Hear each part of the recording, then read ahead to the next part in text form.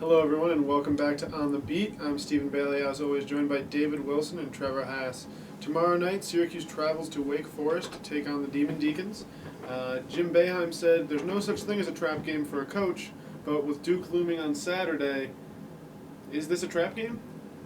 You hate to argue with Jim Boeheim You do. because he knows so much, but it's a trap game, I think. It's a weird time, a 9 o'clock start. It's a one-day trip. They're not going to be there for an extended period of time. It's in the middle of the week. It kind of throws them out of their rhythm a little bit. Wake Forest really good at home. I'm not saying I think Syracuse will lose, but I think if anything is a trap game, this is a trap game. Yeah, I think the 9 o'clock start is the main thing for me. Like, just playing a game at 9 o'clock in Wake Weird. Forest, it's tough to adjust to. I mean, I think, like you said, I think Syracuse will still win, but it's not easy to do. Jeremy Grant called it the toughest road game of the year. Syracuse did have some trouble in BC when they went there. And Wake Forest has won 14 in a row at home.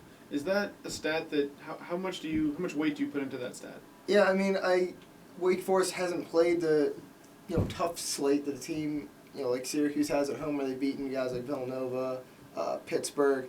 But they're still a good home team, and it is, I think, the midweek. It's a weird time for a game. Syracuse doesn't have a lot of these midweek road trips. I think Pittsburgh is the only one they have left after this one, at least as far as a Wednesday night game goes.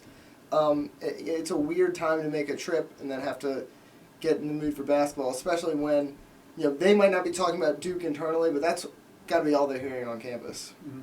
Yeah, and Wake, I mean, they just beat Notre Dame. It's not like they're a bad team. They've won 14 games, and they're 4-2 in conference, so they're pretty good. And Cody Miller-McIntyre is one of those players who can hurt Syracuse. He can shoot and drive, and he's pretty lethal, so watch out for him. Yeah, I would tend to agree. There are Syracuse students who've been camping out for about 8 days now. There are other basketball games being played. So what are your guys' predictions for Syracuse Wake Forest tomorrow night? My hunch is Syracuse starts a little slow because it's the kind of game that you could expect a sluggish start for, but by the end I think they end up winning by double digits, 15 points, something like that. Mm-hmm. Yeah, I've got Syracuse 66, Wake Forest 54, just around there. Pretty typical win for them. Yeah, I actually think Syracuse is going to handle the game pretty well. I think they know Duke is coming. I think they know they need to be in pretty good form for it, so I think they'll win by at least double digits. Again, the game is tomorrow night at 9. You can follow us on Twitter at DO Sports and online at dailyorange.com. Thanks.